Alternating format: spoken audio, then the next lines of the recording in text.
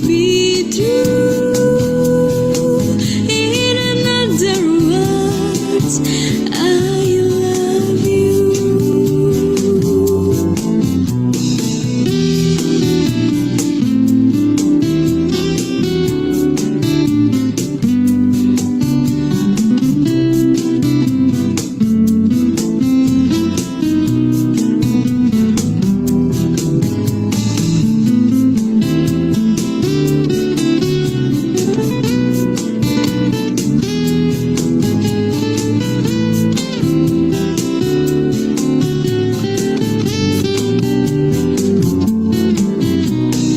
Fly me to the moon and let me play among the stars. Let me see what spring is like on Jupiter and Mars. In other words, hold my hand. In other words, darling, kiss me. Fill my heart with song and let me sing forevermore. You are all I long for, all I worship and adore.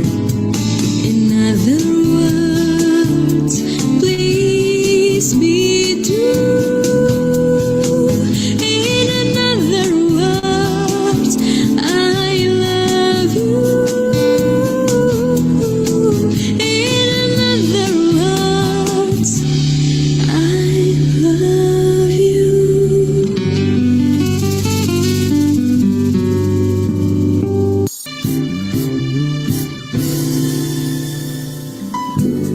Don't go changing. Try to please me. You never let me down before. Don't imagine you're too familiar, and I don't see you anymore.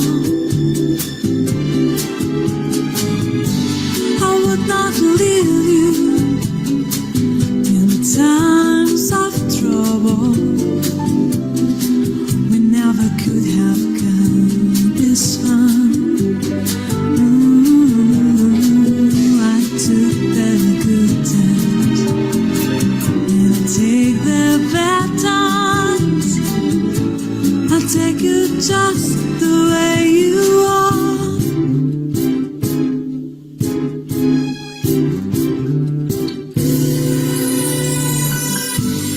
Don't go trying. There's some your fashion. Don't change the color of your hair. You always have my unspoken.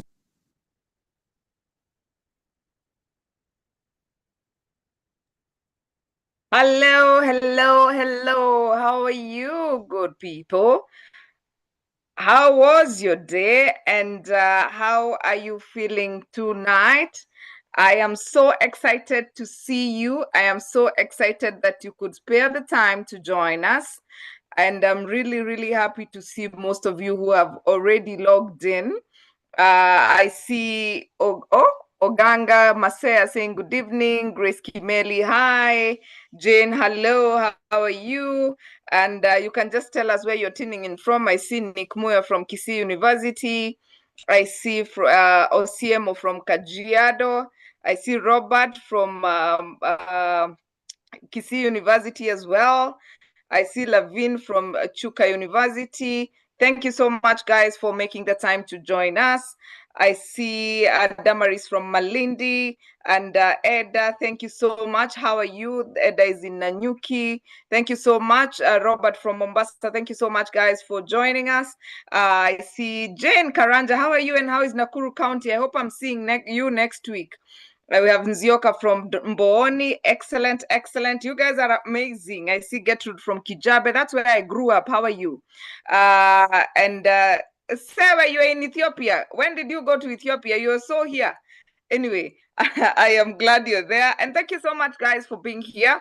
It's really an honor to have you. And I hope that you're looking forward to this session tonight.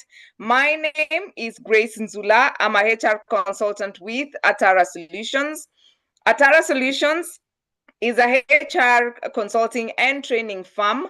We offer HR consultancy. If you're looking to do job evaluations, if you're looking to carry out HR audits, if you're looking to update or review your policies, please reach out to us and we are able to help you or support you do that. If you're looking to recruit or source for talent, we support you in the recruitment process. If you're also looking for people to support your learning and development side of the business, we are able to do that for you. And then for organizations that don't require full-time HR, we offer what we call a HR manager outsourced, where we can be able to support your organization on a part-time basis, and we can be able to grow the people strategy together. And you are tuned in to what we call Get It Right with Atara Solutions. Now, Get It Right with Atara Solutions is a webinar series that seeks to demystify issues in employment and entrepreneurship.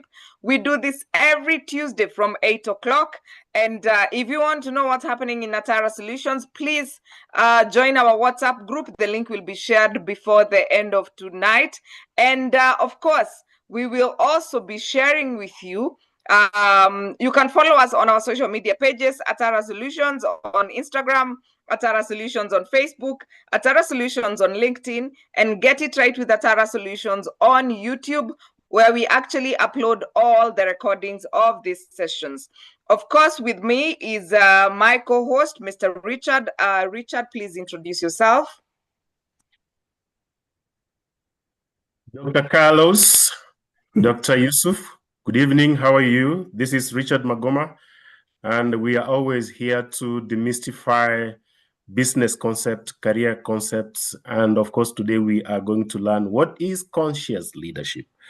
My specialization is in helping people prepare for job preparation and also speak very well so that they can get those very sweet opportunities. Over to you, Grace. Thank you very much, Richard. Allow me to give a shout out to our partner, Mr. Herbert Zake from Uganda. Thank you so much. Herbert Zake is a Gallup Strength certified coach, and he supports us from Kampala. He runs an organization called Steadfast Quality Solutions. Steadfast Quality Solutions is a public relations and HR consulting firm. They support you recruit for board members. They support you do board evaluations and also support you in training your board members. So do not hesitate to reach out to us or to Herbert or Steadfast Quality Solutions for their services. And of course, we have our partner, K2HR Services. It is our partner located in Rwanda. And if you're looking for HR support in Rwanda, then K2HR services are your people. And of course, I would like to know, just from the chat, you can tell me what your expectations of tonight are as I come in to introduce our speakers. Today, the session is quite exciting because first of all, today is a special day. We're actually hosting two doctors of philosophy. On the platform. We have hosted doctors, but never two at the same time. So, so this is definitely an amazing, amazing, amazing time that we get to have this conversation. And of course, we are expectant to learn from both Dr. Yusuf and Dr. Carlos. I was going through Dr. Carlos, of course, Dr. Carlos is Yusuf's friend. I've known Yusuf for a very long time. I was going through his LinkedIn and I was very, very impressed about the things he shares. And of course, he will tell you other things about what he's doing and how you can also plug in and make sure that you're not being left behind. This aspect of conscious leadership is not something that you hear about every so often. So it's really amazing that we get to have this conversation tonight. And most importantly, this is concepts that you will pay an arm and a leg, and we are bringing it to you for free. And we don't take that for granted, Dr. Carlos and Dr. Yusuf. Thank you for thinking about Get It Right with Atara Solutions, where we seek to get it right from the source. We like hosting experts in different topical subjects. And now, why is this thing not opening? My God. Anyway, not to worry about it. But I just want to hear from you. I see we have quite a number of students, but we also have practitioners on the call. I want to hear from you. What are your expectations, or what do you understand by unconscious leadership as we bring on board Dr. Yusuf and Dr. Carlos? Just type on the chat. We are going to read that out very quickly. Type on the chat and tell us how what do you think about the aspect of conscious leadership. Type on the chat. Have you heard of it? Is it the first time you're hearing about it? If you know about it, what do you think it is all about? And yeah, I'm curious to see what you write on the chat. So as we wait for you to write, we have Dr. Carlos Gomez. He's a PhD in conscious leadership. He's the co-founder and director of Bimita Group. I hope I have not murdered your business name. And creator of Neuralead, the conscious leadership platform, helping high-performing leaders upgrade their inner operating system. He is a mentor and coach, and an author and a speaker who helps high-achieving leaders, ambitious tech executives, entrepreneurs, and forward-thinking organizations transcend limits, embrace their authentic potential, and thrive with clarity, purpose, and lasting fulfillment. He has over 30 years of experience in different areas. He's also the co-founder, or rather, he's a co-founder and has collaborated globally across Europe, Latin America, Africa, coaching different executives of government officials and visionary entrepreneurs. He is a HR L&D leader determined to embed authentic leadership and resilience into your organization. So now that you've heard who Carlos is, I'm curious to see, what have you put on the chat as your expectations today? Florence says hands-on leadership in terms of visibility, touch, and people. Cindy Ochieng says intentional leadership, which is people-centric. And Elizabeth Nyongesa says being an effective leader with the conscious leadership style. Georgina says, I have never heard of conscious leadership. However, I wish to learn of leadership as an influence. All right, keep them coming, keep them coming. We are going to introduce Yusuf, and then we can pave the way for them to share their wisdom with us, and so that we can get to learn together. So Damari says, first timer on conscious leadership, hence curious to learn. Excellent. Leadership without titles, learn and unlearn. That is Liz Amolo. Karen Miner says, conscious leadership is where leaders lead with good intentions, but not ego. Abdi Rahman says, looking forward to on a learning session. And Michael says, humanizing leadership. Excellent. You guys keep your conversation coming. And we have Dr. Yusuf, who is a strategic ESG leader, human capital architect. He's a researcher, a keynote speaker, champion of human-centered development, equity in STEM, and sustainable workplaces. He was nominated as the top 50 most influential men in Kenya, and Africa's top disruptive enterprise L&D in 2024. And he has worked in the intersection of people, purpose, and performance, where he shapes institutions that value human dignity as much as operational excellence. He is currently the Director, Human Resource Management and Administration in an organization, and he focuses on a simple statement: build systems that elevate people, design workplaces that sustain them, shape leaders who honor both. Excellent. So my two good friends, I know Carlos had wanted to do a presentation, but before we get there, Yusuf. Wow. Good evening to you all. Grace, thanks for the introduction. At some point, I was not sure if it was me. I thought maybe it is someone else, but thank you so much. I did know that I've done quite, not really much, but I've tried to contribute to what we're all looking for. So to the audience, this is Dr. Yusuf Saleh. As mentioned, I'm an ESG leader and champion as well. And my aim is to help institutions or people to get where they want to be. So today is an exciting day for me. I had to, actually I'm on vacation. Grace, why didn't you say this? But I decided to share some of these things with you. And to surprise you, Grace said that Carlos is my friend.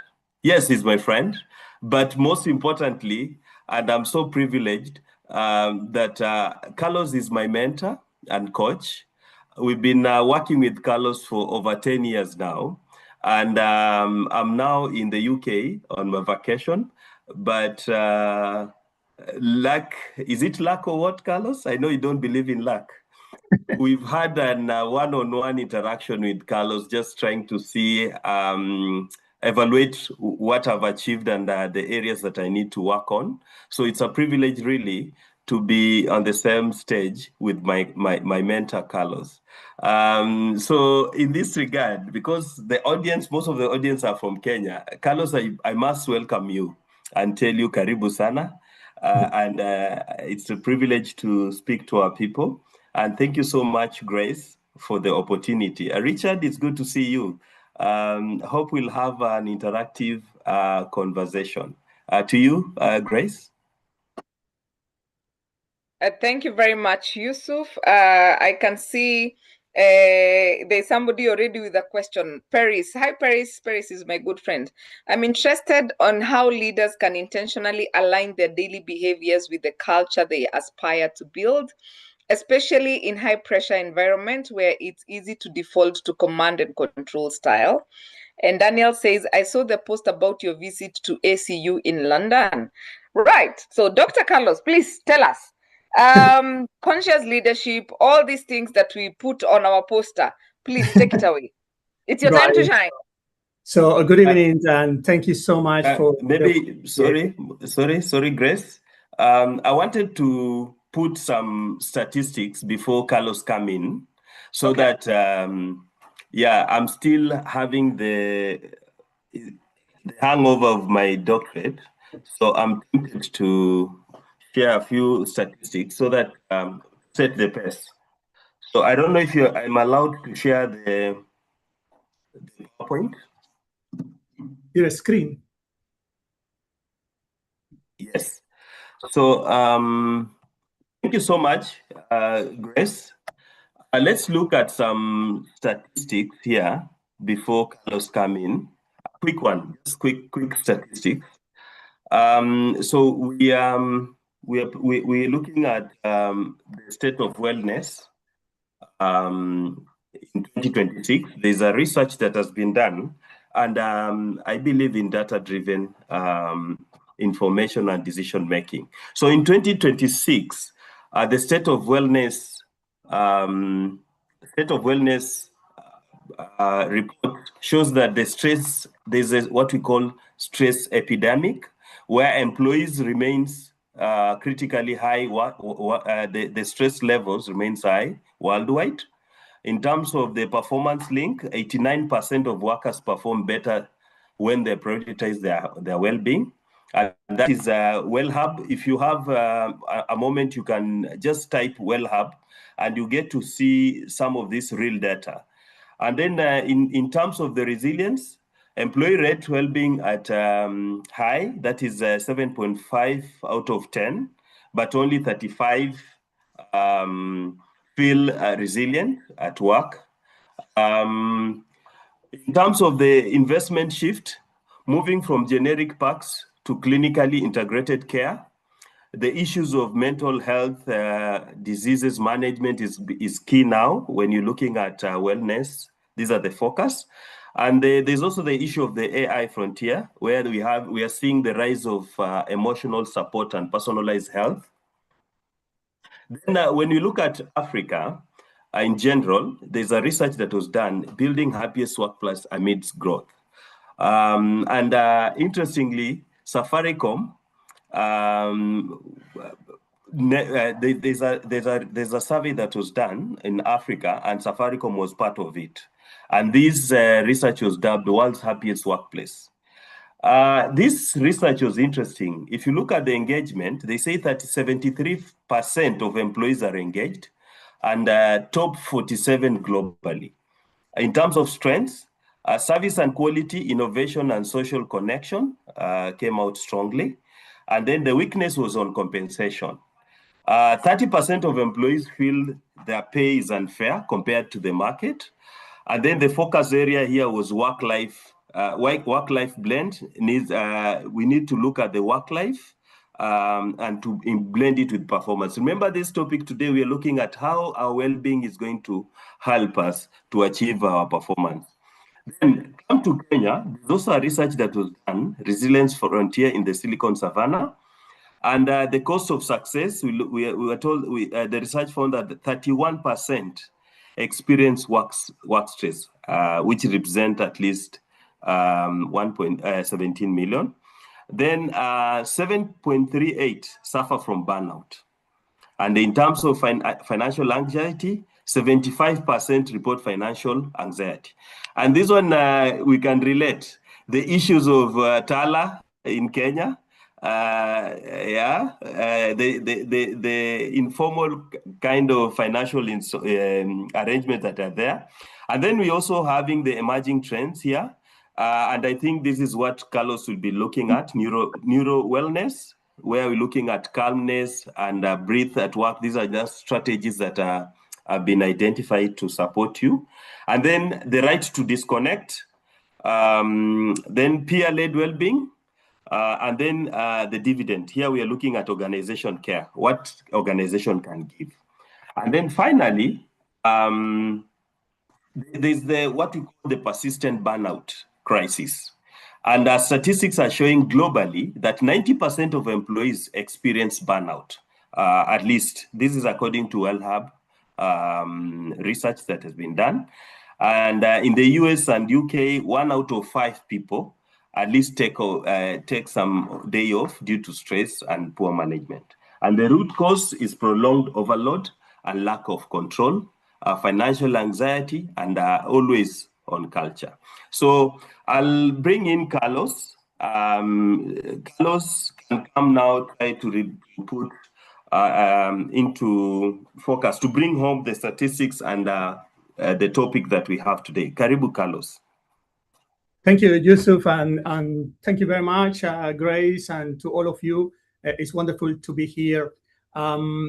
Just very quickly, I would like to start with my experience. It all started in 2013, the beginning of 2013, after a trip to Nigeria. I was in a flight and I opened the magazine, started reading. There was a report from McKinsey, and it basically shows an statistic worse, I would say, than what Yusuf is saying.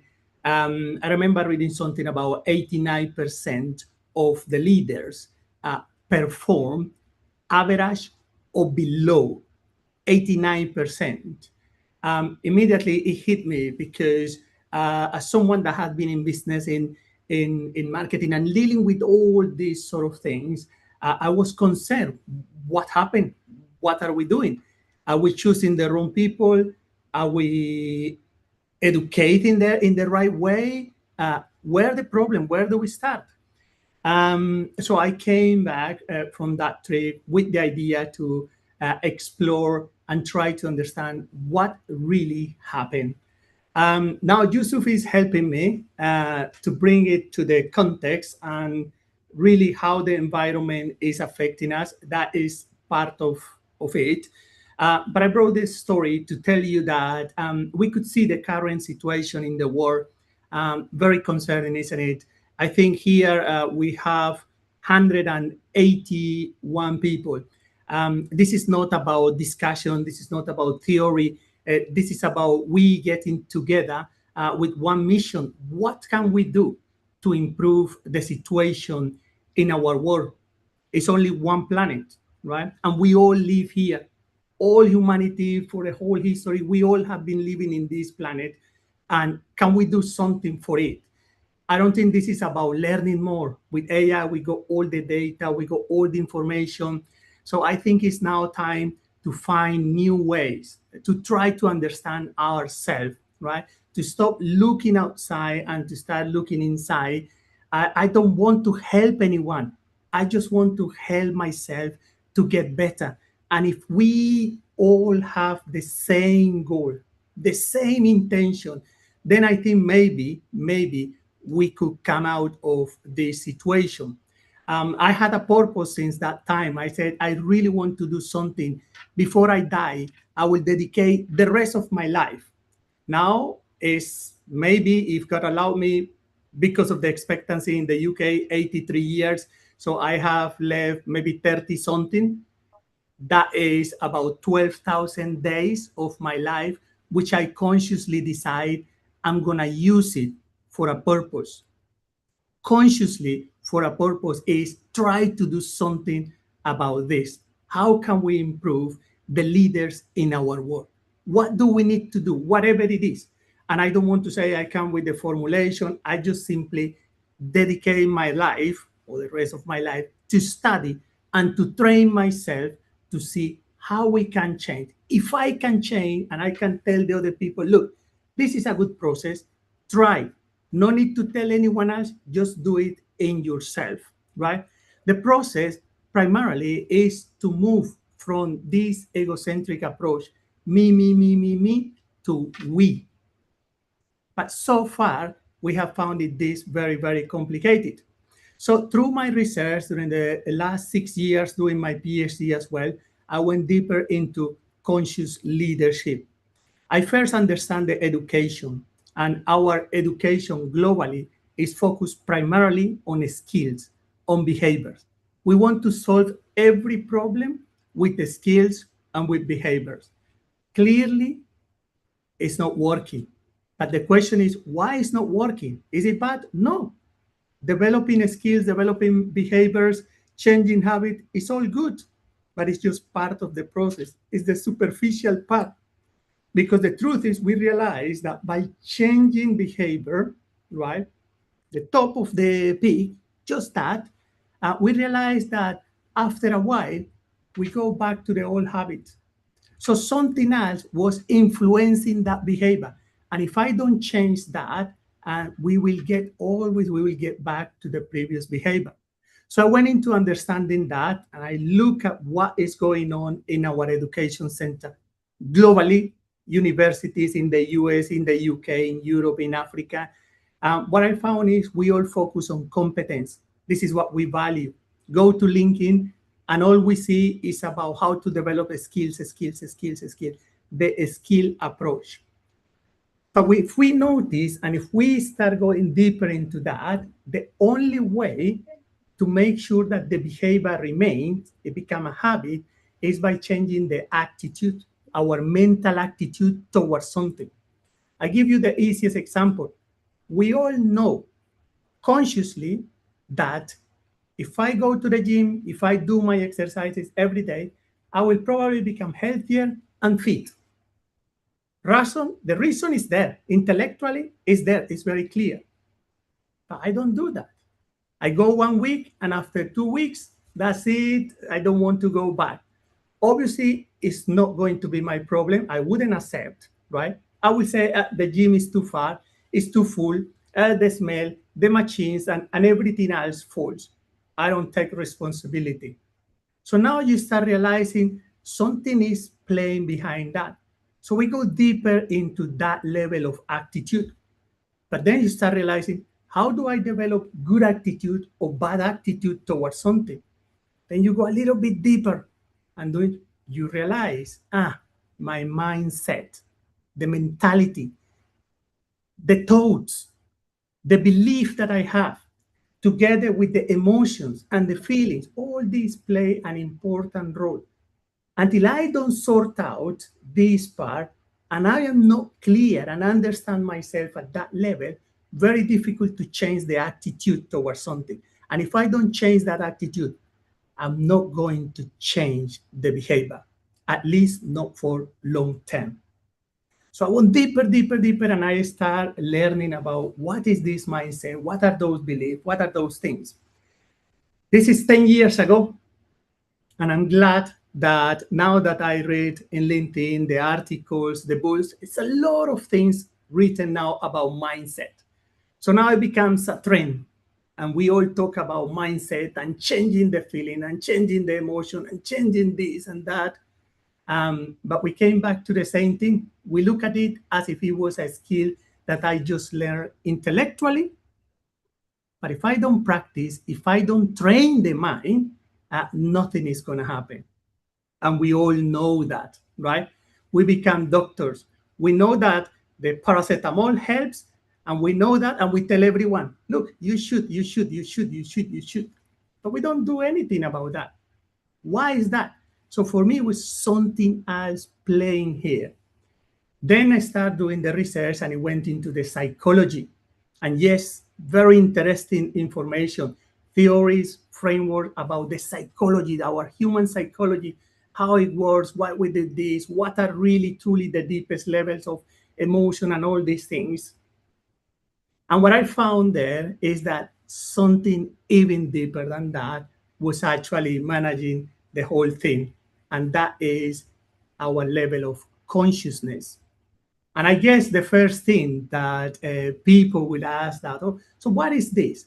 And let me tell you something. First of all, we are not clear, 100%. I'm sorry to say, I cannot tell you fully, truly what consciousness is. And no one have been able to tell us. We learn a lot. We are learning. This is where the latest research are. We're trying to learn.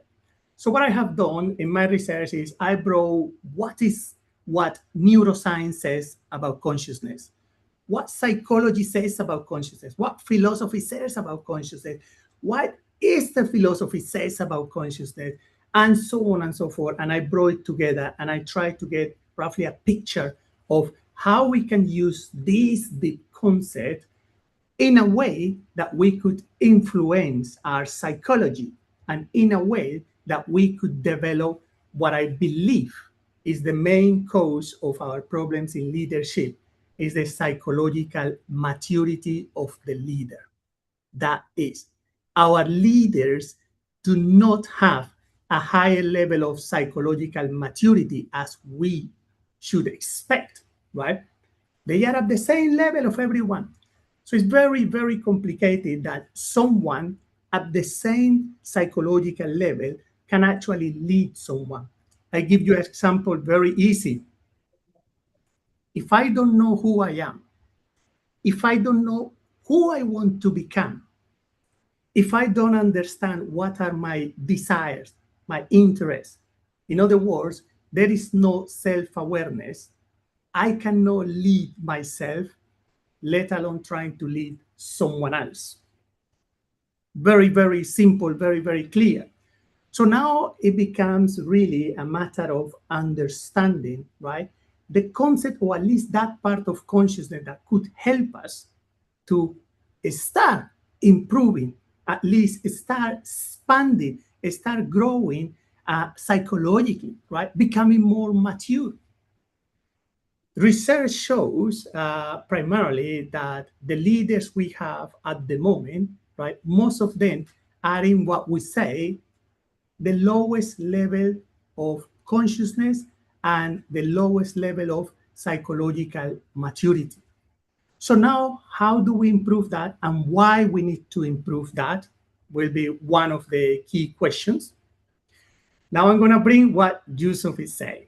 So now we have a group of leaders, and I'm talking about politicians around the world. I'm talking about business leaders, this is global. And now Yusuf mentioned what we said, the environment, right? And Yusuf was straight into not just the environment, but the problem that the environment is bringing, right? So we see the culture in organizations affecting employees, affecting people.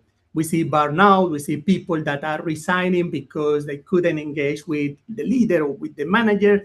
We see all this imposter syndrome and, you know, all the things that we read about every day, LinkedIn articles. So we know the symptoms, we know the situation. Yusuf just mentioned that. That's coming.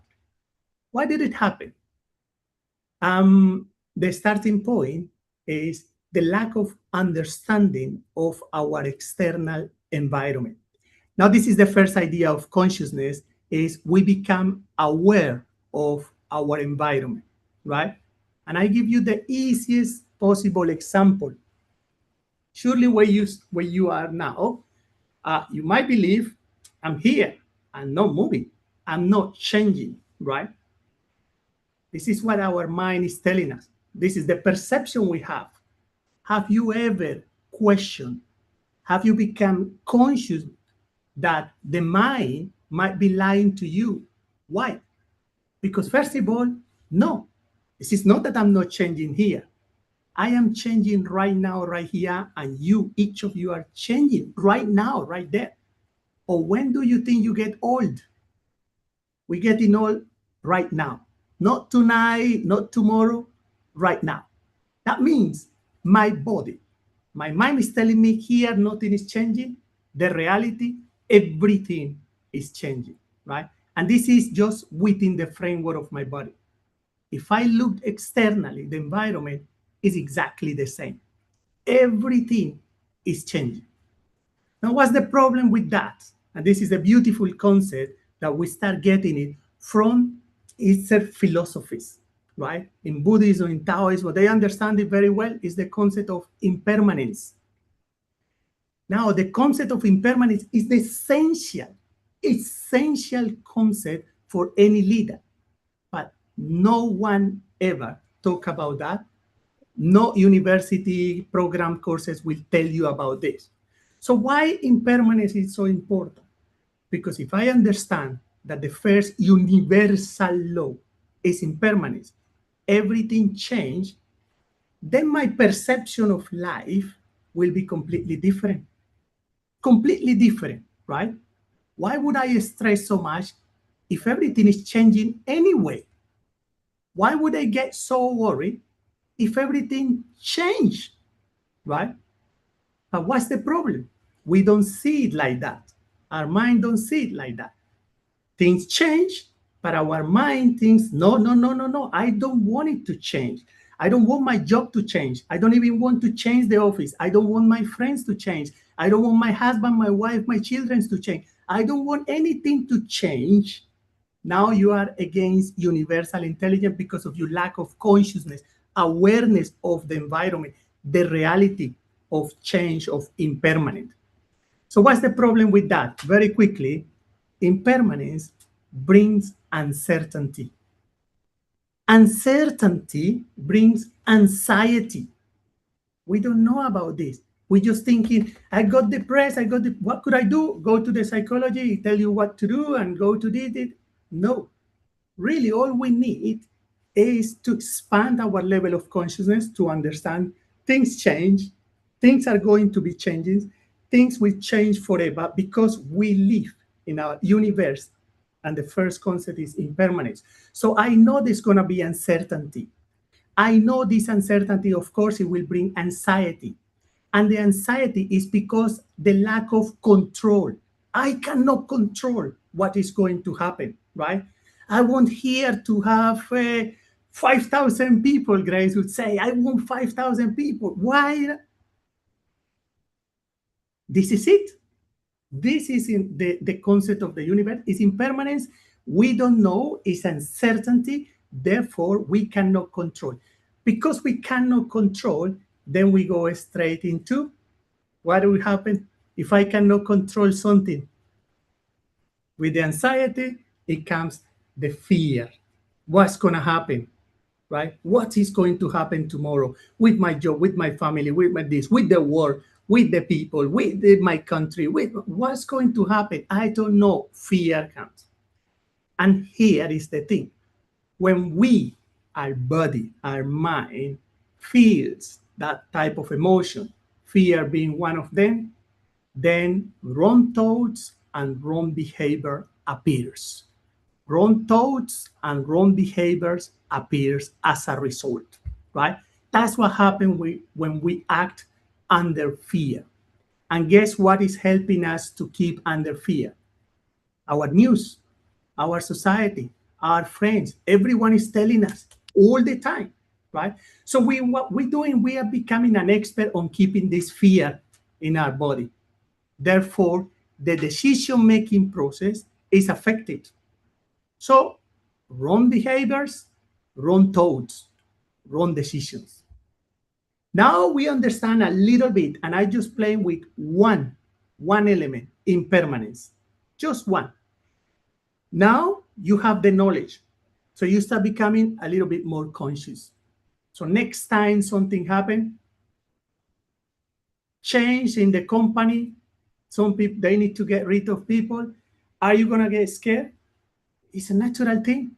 It happens, right? By me getting scared, by me getting the emotion, getting the fear, the anxiety, nothing is gonna happen apart of me affecting my own health, right? So now I become a little bit more aware. And rather than follow that track, we start bringing new possibilities, right? Yes, this is normal. Yes, this is happening. What is the other option? Now it comes a new way of thinking, right? So very, very roughly, this is more or less what we mean with consciousness, going deeper to understand, to really challenge what we believe is reality and is not, right? And this is just one example. So now the expectation is, if we bring at least first the leaders, right? And if we start training the leaders, and if we make the leaders more conscious, right? So that means they become more aware of this sort of environment and how the environment works. And they become more aware of themselves. What is triggering me? How I perceive things? What is the pattern, the thinking process that I develop? What are the assumptions that I always make? And these sort of things.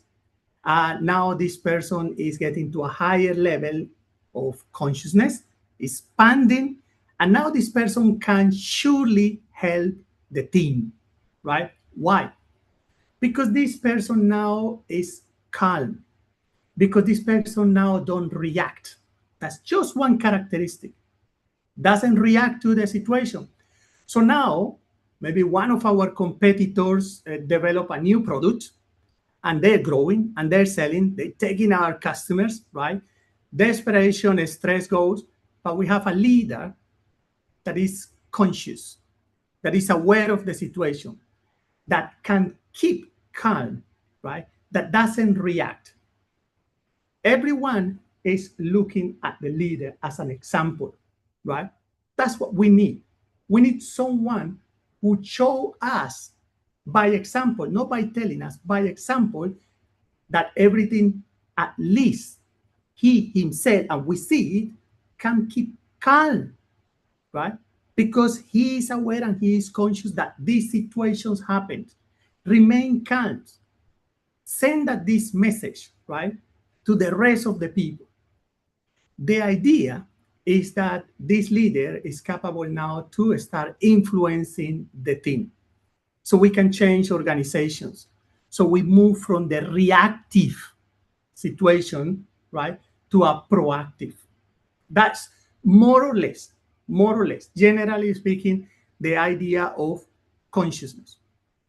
Now, as you can see, this is not about theoretical model only. This is not about reading and intellectually processing, because we don't change mentality only by knowledge. Knowledge would not change it really. To change our behavior, we need training, right? And that's where I came with the platform Neuralith. So very quickly, if you allow me, I'm going to share my screen.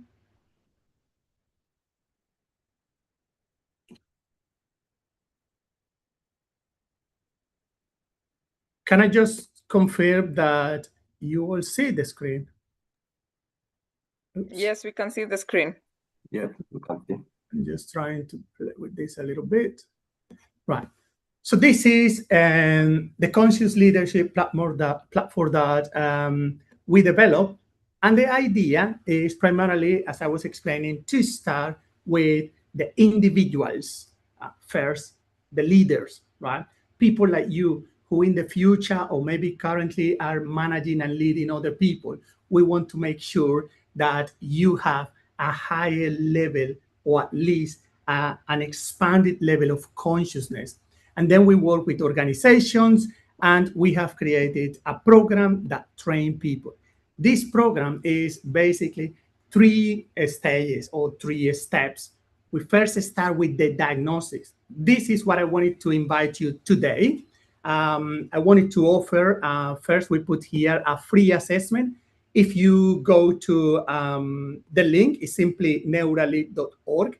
You will see on top of the page over here, start your free leadership assessment. It will take you only 3 to 5 minutes maximum, right?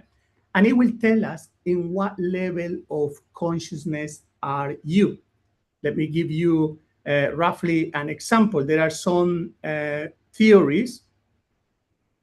We use it to develop and quickly going to show you one of them, right?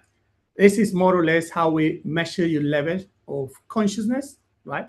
So after you do the self-assessment, it will show us whether you are performing, operating from this level, from one of these levels. That's what the self-assessment does, nothing else. So when we have that, now we can create a specific program to train you to achieve or to expand your level of consciousness in different areas, right? I'll explain you in a minute how, or more or less how it works. I wanted to show you very quickly what we did. Yusuf mentioned I've been mentoring him for a while now.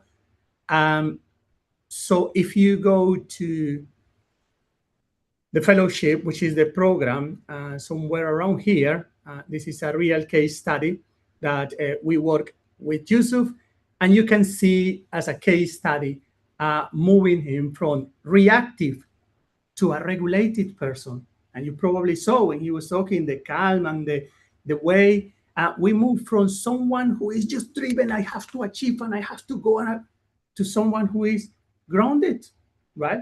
Why? How? Because I know who I am. I know who I want to become. I know myself. I know my strength, my weaknesses. I'm self-aware. And this process of self-awareness become what we know self-knowledge. And that, for me, is the essential ability that our leaders needs to have in a 21st century and moving forward. So we create the case study, and we could even see the metrics of improvement, right? So what happened here, you are seeing a completely different approach in terms of training leaders. This is not just about content. No more content is enough. We know a lot, and with AI, we will know anything we want, really. It's not about that. It's about training every day. And it's about measuring really your change, right? To explain in an easy way, I could give you 100 books about how to improve your body, or I can take you, let's say, to the gym and be with you and make sure you do the exercises properly, right? And continuously measuring your change. It's a completely different thing. Reading, learning, very intellectual, but you don't experience.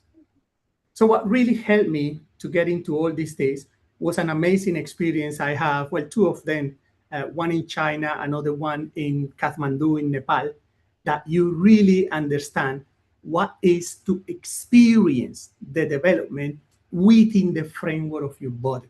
Like you feel, I am actually changing my way of thinking, my way of speaking, my way of behaving. Not because of more reading, but because what I think about what I read and what I practice in a day by day basis. So that is a little bit of what we do. I also wanted to show you very quickly the process. Some of you might be, how is this process? I guess that's usually the question I have. As you can see, it's very interesting. The phase one, stabilizing, it doesn't start with the mind. It's not the psychology. It's nothing to do with the mentality. It's all to do with your body. It's with the nervous system. Oops, sorry.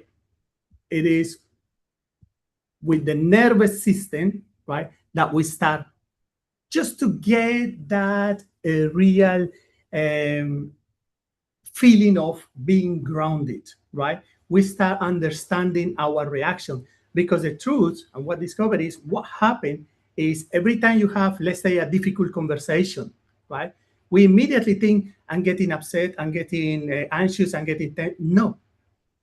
Before you got those feelings, something happened in your body and you were not conscious about it. But with the training we're doing, now you become conscious. So you know, even before feeling, you know, oh, my chest is showing me this. My throat is changing, my voice is changing. So now you're becoming aware, because you start becoming aware of your nervous system. And we have some techniques on how to work on it, to work, not to learn or just to read, to work on it. And through the practice, what happened is you become, this is the process of embodiment. So now you realize that when this person talked to me, I know what happened to my body, but I'm now aware and now have the understanding of how I manage that. And that's just step one, stabilization of your body. Then we're now ready to move into deeper things, right? Now ready into try to understand other things more related to our psychology. Now we talk about self-regulations, right? Now we talk about really our emotions, our feelings, what happened, and so on and so forth. And then we move into phase three, when we want to explore the concept of self-image, self-esteem, right? Self-confidence, getting clear vision about who I want to be. We move into the idea of purpose, understanding for what reason I wake up here every day, right? What is for others? If I don't wake up today and I go and do my things, other people are going to suffer. So now you move from yourself, me, to we, right? And if we could start achieving that just with the people we have here, 100 and something, then I think, I truly believe we're going to be fine, right? And it all starts with ourselves. That's more or less what I somehow wanted to share with you in relation to this new concept or new ideas that we have developed in Neuralink. So once again, one thing that you could do right now, I invite you, is please, if you go to the website, as soon as we finish, you could click free leadership assessment. You will receive in a screen, and immediately you will know from what level of consciousness I am currently performing. And I think that's a really first step. If you decided to go forward, right, there is a fee there, but I can tell you, Grace, and everyone here, I'm happy to offer 5 for free. I will choose. As soon as I see people doing the assessment, after this webinar, I'll go and I will choose 5 people, and I will offer the full report, which is usually 29 pounds. But we're going to do just to show what it or how it looks, the full report of a conscious leader. Amazing, amazing. I'm impressed. So I get to be number 6 because I'm not about to go and compete, but I'm going to take the assessment. Just this is a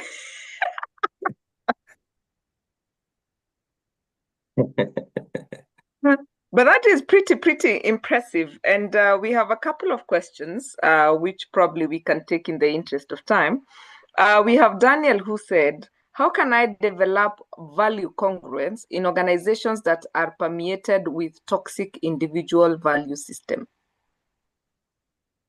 Very good. Is it for me, for Yusuf? For you.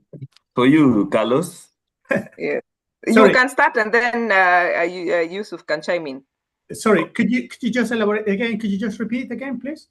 How can I develop value congruence in organizations that are permeated with toxic individual value system? Right. It's the classic question that I receive. Always the first one.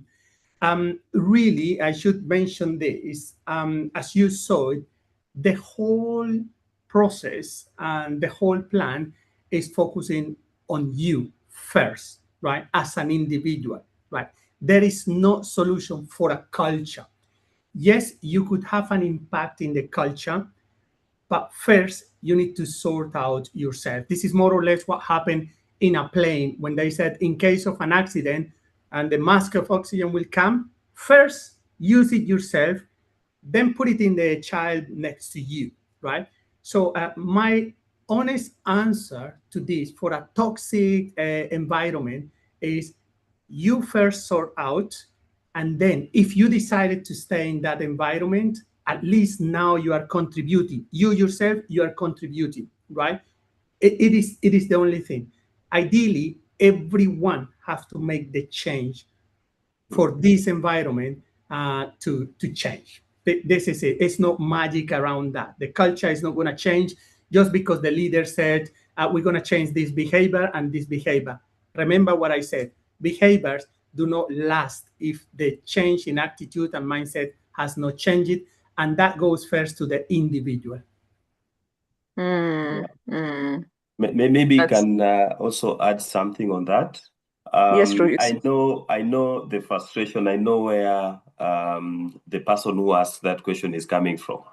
And just like Dr. Carlos has put it, we are quick to point fingers to other people instead of looking at ourselves and look at the situation.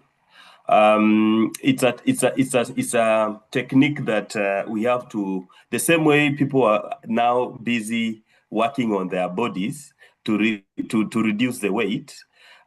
We also have to be aware, the way Carlos has put it, and see what is it that I can do when you find yourself in this toxic environment. Because more often you find you are the only one in terms of maybe you are the minority and you are prone to or exposed for those kind of abuse or the toxicity that we're talking about. Of course, as HR people now, we usually tell, we advise, and this one I've been told before, if you feel this place is not for you, look for another place. But you see, by doing that, you are only transferring the problem. Maybe you are the problem and you are the person who is not able to relate well with other people or blend with them. So just to add on that, and this is common in many of our places, and it's not just at workplace, even at home. I know siblings who cannot get along together. Just a few hours and boom, they go back to those. And somebody will tell you, oh, this place is toxic. But again, you've not looked at yourself.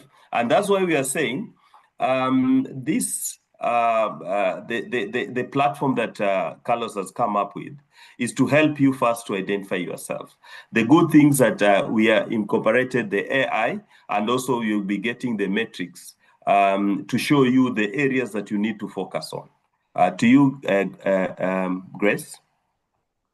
Thank you for that contribution as well. We have another question. We have Liz who's saying, hi, Dr. Carlos. Can you clarify how political interests interfere with effective performance and organization culture? And how do we correct this challenge, which is very common in our counties and affect good leadership? Yeah. Again, we always come back to the same point, right? These politics comes, they don't appear. This is not magic. They come from people, right? And they come from people at the highest level.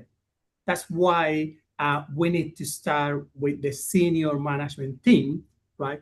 Getting them to go and train themselves. We just need leaders who have a higher psychological maturity. We need these people because it's these people, the ones that comes with the policies, with the strategies, with the tactics that start building the culture and the belief and the assumptions. Any startup company, obviously started with one employee, two, five, the culture comes from the founder, right? And then the rest of the people will learn through the experience and they develop the assumption. And slowly, slowly, it becomes the culture, right? It wasn't magic. It came from one particular individual, and then the experience of the other contribute to this culture. Now, to change that, it will take time, but we start with the main issue, with the leader. And ideally, we go into every individual, right? It's us taking responsibility for the change of the environment. That's what I can say about it. Yusuf? Yeah, for me, this you need to first understand the dynamics, because you're looking at the politics at workplace. So you have to understand simple things. In any organization, the power, they must be the highest point where some of these decisions are made, and now that they change to be politics. So you need to understand the dynamics, the power dynamics at your workplace. Also, it's important to invest in relationships, because sometimes, you can't fight your boss, and that is where we get it wrong. Many people would want to, it's like you're competing with your boss. You want to show your boss the way you are so competent, or you are so bright at workplace. And this is what also creates a problem. There's the issue of communication also, and I know Richard is here. We try to advise people to see how you communicate. You don't have to react to any and everything. So you look at the what value is it adding to you? Because we focus on issues that are so minute that will end up affecting you as a productive employee. So what it means then is focus on the performance and the value that you're bringing on board. And also, of course, the managing your emotions so that you can self-regulate yourself. Grace. Thank you. There's a question from Maverick. Hey, this is long. Maybe I can get to the question. How can we as leaders with great consciousness and awareness of character, micromanagement, oligarchy, and the impermanence of power and positions build systems that truly uphold meritocracy and prioritize competence in both principle and practice in organizations where meritocracy is undermined by bias in leadership selection? A lot of points in there to be discussed. It's a really, first of all, really, really good question. Very interesting.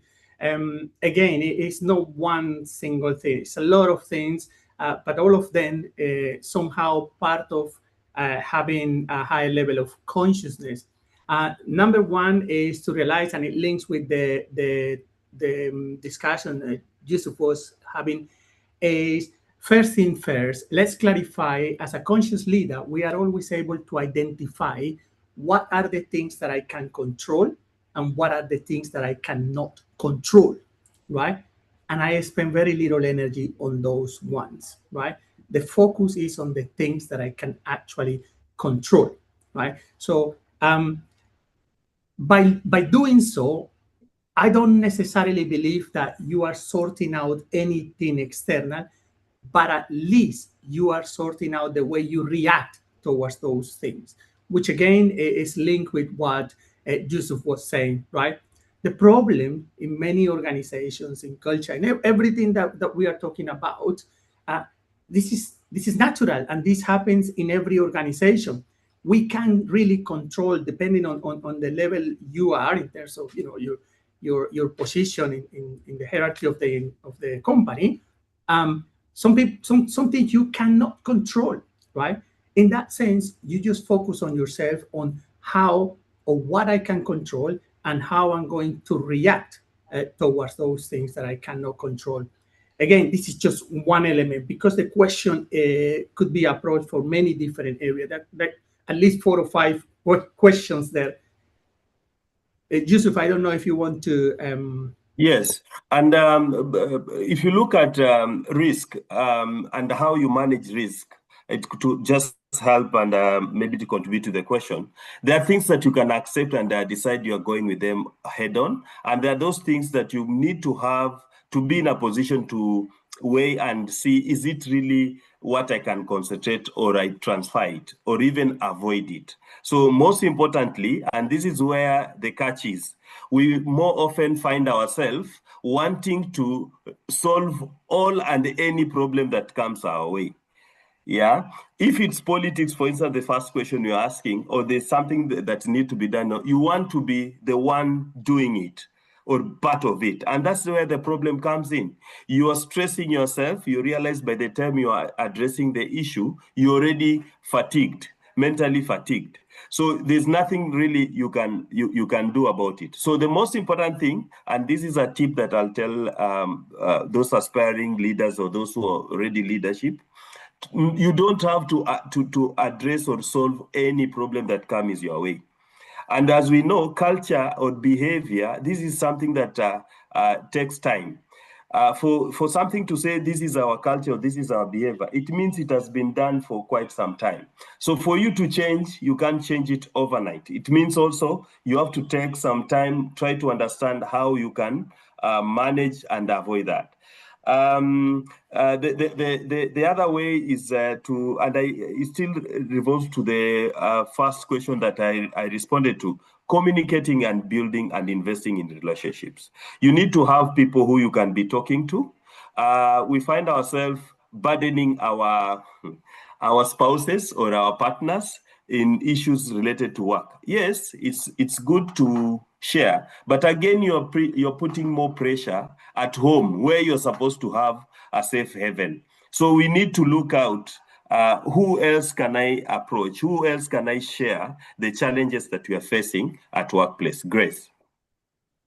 Thank you. And somebody is saying, I keep getting logged out when they're trying to log into the Neura platform. Oh, maybe it's too many people at the same time. We have an experience, maybe. Neuralink.org. I'm just going to put it here again. Yeah, they're saying, she says, maybe it has been hacked. Hope it has not been hacked. No, maybe the population as well. Everyone wants to log in at the same time. And particularly because it's from Kenya, maybe there might be, they might be suddenly out of nowhere, a group of people from Kenya, maybe. Yeah. But anyway, I just put the website, the link. And please keep trying. Otherwise, try later. All right. There's 2 questions before we call it a night. There's Patrick who's saying, how can I give feedback to a technically superb leader who is not cognizant of people's feelings? And maybe we can combine that with people often don't shift because they don't see a need as the need. As a business leader, how can I make invisible problems in the business visible so that the team can shift? I've combined 2. I would like to, again, to put this message clear. If you notice, most of the questions, right, are related, how can I change something? How can I change someone? Why don't we put this little finger like this? And we said, how can I change my attitude towards something, right? Because when we said, how can I change, let's say, this leader, this policy, my wife, how can I change my children, my mom, my dad, how can I change it? there are quite a few assumptions there. Assumption number one is like, you are right and they are wrong. A conscious leader will challenge that, number one. Number two, not only you are pointing at something that you now know, I cannot control that. And it doesn't matter. There is no strategies. There are no plans. There are no tactics that we could say 100% works on changing someone who doesn't want to change, right? So really, if you understand what we're talking about here, I came to talk to you about you, right? So for first time maybe, and from now on, please think, I cannot change someone else. I can only change my attitude towards that, right? That's a completely different way of seeing things. And I can guarantee you, the other person anyway is not going to change, but your reaction is going to change. Therefore, your emotions are going to change. Your feeling is going to change. Your behavior is going to change. And that is priceless. Now, you are not only grounding yourself, you're not only feeling and understanding your true value, but I'm pretty sure you're going to be an example for others, because they're going to see your new behavior. They're going to see your new attitude. They're going to see your new thinking pattern.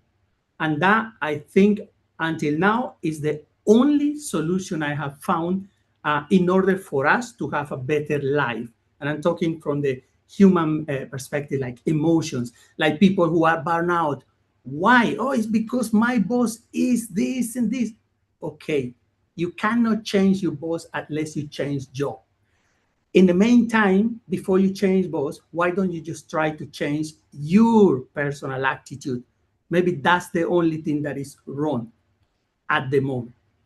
With that sort of exercise, you start expanding your level of consciousness. That's very true. You have a comment, and make it short, Yusuf? I don't know if we are closing now, Grace, or... No, we are coming back for the parting shot. But okay. Yeah, maybe just for emphasis, and for those who know me, I'm here as an example. For those people who knew me maybe 3-4 years ago, they'll tell you this is a totally different Yusuf. And I know because there are areas I had to work on myself, because I realized I was not getting what I wanted in whatever I was doing, be it in my career as a HR person, and also these other things, the goals that I wanted to achieve. So I had to invest a lot of time in myself just to try and understand myself. And I'll call to people, all those guys who have joined or logged in this webinar, to just try and every day. And when Carlos released his first book, The Clear-Minded Leader, I attended that program, and I went through this program, and it really helped me. It helped me, one, I became more aware about me as Yusuf, and everything changed. For those, I'm talking to the people who know me. I was 120, I think, kg. Those people who used to know me, I was huge. Sometimes I look at my photos and I wonder, is this Yusuf? But now, immediately I started understanding, I realized there are things I need to work on for me to become who I am. So it's an investment you have to put in. It's not something that you'll just, it's not an instant coffee. I mean, it's not plug and play. You do today and tomorrow. You have to train yourself to be patient with yourself so that you can achieve whatever you want to be. And I'll tell you for free, if you are the one higher, you will be in a control to manage any kind of situation or conversation. Grace, to you. Yeah, I have to read out this comment from Dr. Sewe Silvanas, who says, Daktari, that was wonderful conversation and awareness on the topic on leadership and our mind. Actually, the relationship between our minds, both conscious and unconscious, is the game changer. Be blessed. And Carlos, you're sending to host and panelists. Maybe you can send to everyone on the link that you've just shared. Richard, quickly, if you have a comment. Thank you, Grace. Thank you, Dr. Carlos and Yusuf. I can also see our ED hiding somewhere. She's very silent. But the question I want to ask is, as you dive in, because you have mentioned that you dive into, for lack of a better word, the ocean, there are resistances that you will encounter. What are the commonest resistances that you will get as you dive into that deep level, to prevent people from actualizing conscious leadership? Sorry, I was looking at the chat, but I think I got your question. You want me to tell you something? The difficulty, our worst enemy is ourself. This is the main barrier. Is we, when I say we, it's really our ego telling us first every excuse why not to, right? Because what we're doing here is a direct attack to our ego. We're directing. This is the whole purpose. It's ego destruction. We don't want it. We simply don't want it. I mean, who is comfortable enough to say, I am the problem? No one. And to start with is, I won't believe that I am the problem, right? In any relationship, just have a little discussion with your wife, with your husband, with your children, and you know the fact that you're having the discussion, you think they are the problem, they are the one wrong, right? In this transformation process is looking at ourselves, our shadow part. So the main challenge we find is that we have an enemy, ourselves, our ego. Number two, and very important, and it happens to me all the time, is that we build an image, right? And this image is crazy. I use this phone. This is a Samsung, and it's not an Apple. Because I have Samsung, if anyone talk anything bad about Samsung, it's like killing me. And the same person, he have iPhone. If anyone talk about iPhone, it's killing me. I am identifying with an object that I am not, right? Only when I realize, now this is superficial, so I remove that. Next is I identify myself with this body.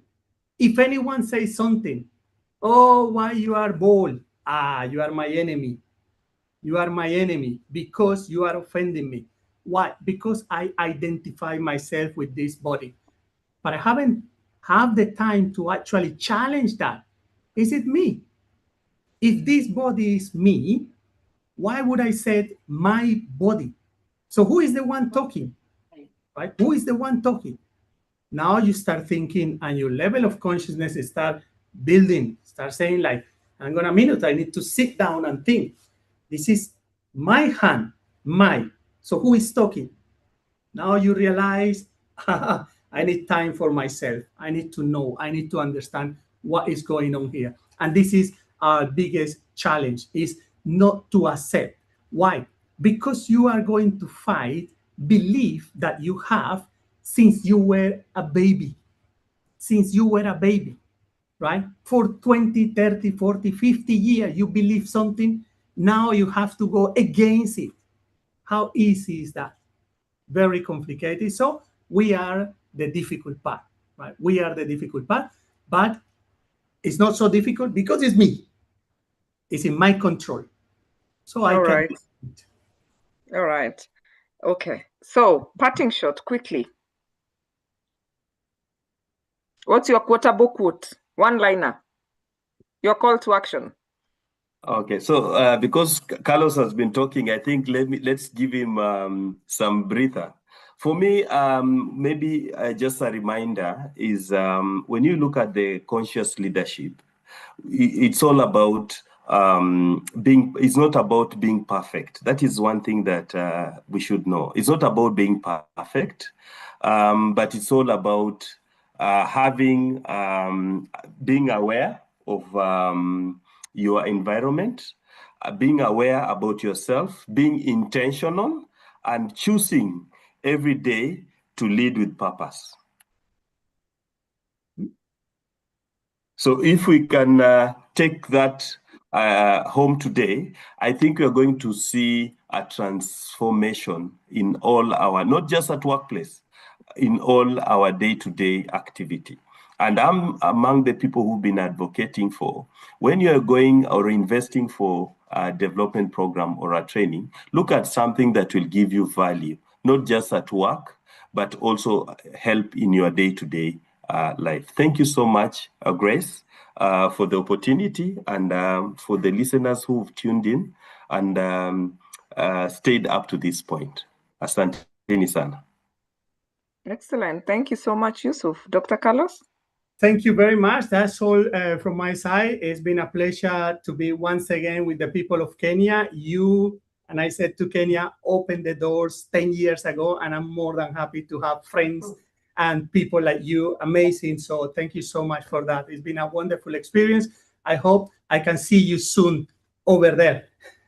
Yes, please, Oh, welcome to Kenya. And I must and inform you that we have Ugandans and Tanzanians on the call. Yes, Yusuf. I wanted to say something. I have a gift for Mzuka Africa. You know, this is not African. We believe in giving. And Grace, I have 5 good notebook, which for this purpose, people can just diarize whatever they want to do on day to day to take action. So I owe you. I don't know how it will reach to these people, and you're the one who will choose who will get it, and make sure I've delivered to Atara, and you make sure they get it. Thank you so much for the good work you're doing, Grace. We don't take it for granted. Be blessed. Excellent. And we have Sherita Sherita from Ghana. Thank you very much for joining us. You people have been wonderful. Jacob Kagina, it's nice to see you. This year I haven't seen you. Welcome back. Thank you so much, guys. As always, we are here to get it right. And we also would like to invite you to a training that is on performance when we call it Legal Intrigues. Please check out our social media pages for that. Paul, you might want to post the link again because the messages are moving quite fast. Please subscribe to our YouTube channel, Get It Right with Atara Solutions. We put all our recordings there. So even this one will be edited and you can find it there. And of course, if you want to know what's coming up in Atara Solutions, the link to our YouTube WhatsApp link has been shared as well. And make sure that you're not just hearers of the conversation, but also you are doers. I see somebody who said notebook, Jacinta K. Fine, no problem. You have my number. Text me. And as soon as Mzuka delivers it, I'll be able to pass it to you. Thank you so much, guys, from everywhere. I see Frank Wambari from the UK is also here. Everyone is here. So thank you so much. Mwenda Intumbiri, thank you so much for the amazing work that you're doing. And you, our speakers, thank you so much for creating the time and just bringing this consciousness to ourselves. And of course, to the team at Atara Solutions, thank you so much. Richard, my co-host, thank you so much for being here. And see you next Tuesday, same time, same place, as we discuss yet another interesting topic. I tell you, we have just started the year. Okay, we are on episode number 4 of the year, but yeah, I mean, we are still early. And we have very, very interesting topics. We are discussing performance management next week. The week after that, we are discussing how to write a will, because we have to take care of our finances or our trust or our everything, our property.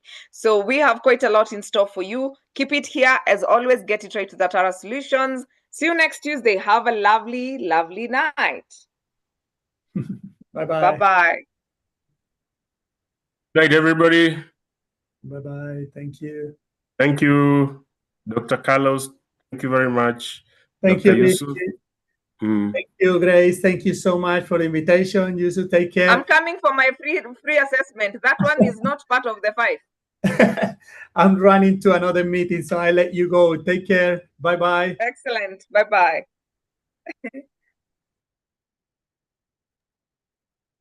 Grace? Yeah?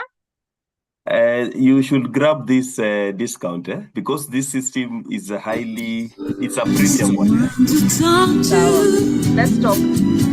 I want you just the way you are.